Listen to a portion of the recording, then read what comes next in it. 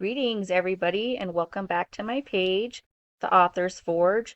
Today we're going to be talking about book trim, margins, and the margin gutter, how you change them, and why they're important.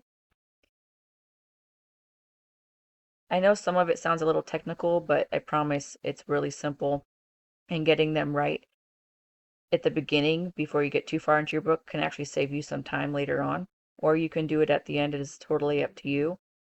I've written a few books now, and so I usually set the margins and the book trim at the beginning of the book, just so I know how many pages I'm at. I just like to watch it. So first we're going to start off with setting your book trim.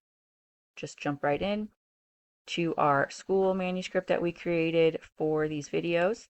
So this is my book, and right now it is set at Microsoft's settings. So what you're going to do is you're going to go up here to Layout,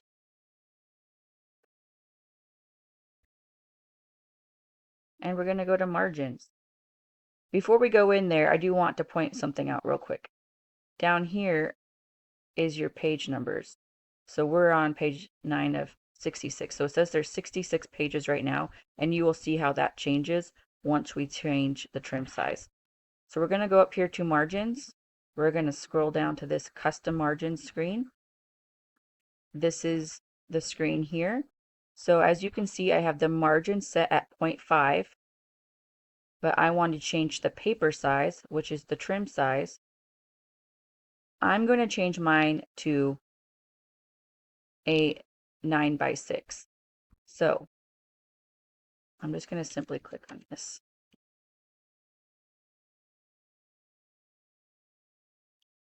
It is important that you come down here and write whole document. If you don't, some of your pages won't be converted. You can go to the sections that aren't and start again, or you can just undo it and restart.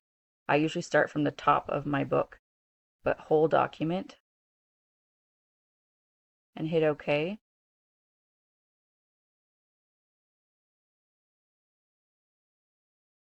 So now we went to 93 pages instead of 66 pages. So the page count went considerably higher if you were paying attention to that. So common trim sizes are 5 by 8, 5.5 by 8.5, 6 by 9, and like 8.5 by 11. For example, many mass market novels use a 5 by 8. A lot of fantasy, romance, and fiction books use the 5.5, 8.5, or the 6 by 9, which is what I use for all of my romance fantasy novels. I also have a workbook leadership series.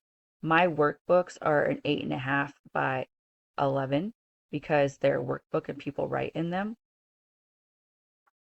So it just really depends on what your genre is. And honestly, there's no wrong answer, but there is a typical path that most people follow. So your trim size impacts how many pages you have in your book, how large your text appears as well, and then we're going to go look at margins as well. We were already in there, so we're going to go back. Margins again, custom margins. I already have mine at 0.5, so we're not going to mess with them. Margins can be at 0.25 is the minimum margin that like KDP Amazon allows. I don't recommend doing 0.25. It will be at the edge, and sometimes letters just barely go over it, and then you have to fix it for the rest of your book. And that does become a problem because if you have to change your margins after you've completely finished formatting your book, it will take more time because part of formatting, which we have not gone into a video to discuss yet, is ensuring that all your chapter starts are on the right side of your book. And so if you have to change the margins, you might change where the chapter starts. It might get pushed down to another page, and you will have to go back in and fix all of that. So doing it now before you finish your formatting is the best time to do it. I usually start off before I even start writing, or how we're not very far into the book, now is a good time to do it as well. So now we're going to do gutter. There's a couple of important things about the gutter you should know. The gutter is usually the very last thing I do before fixing where my chapters start, because for two reasons. You do not use a gutter for your ebooks. So when you're done doing all of the formatting, you will save your manuscript with the title under ebook. And then you will go back into your other book document and you will add the gutter, and then you will fix your pages so that your chapters all start on the right side of the page. And then that will be your paperback or hardcover book. So to fix the gutter, I will show you what that looks like. Again, we go to layout and we go to margins. We go back down to custom. This first page. So before we were over by the paper side to fix the trim. Now we're in the screen where your margins are. This is the gutter, okay? A common gutter size is 0.625. I only know that because I've done this a lot. I had to Google that. That's how we get most of our information, right? So 0.625. Watch what happens when I hit enter down here on this picture. That is not what I wanted to do. Let's try that again. Margins, custom, gutter. Okay, so I'm back in here so you guys can see it. It created this border in here, and we need to do full document. Okay. Now, you can tell right here that it did it. This margin is closer to the edge of the page, and this margin is not.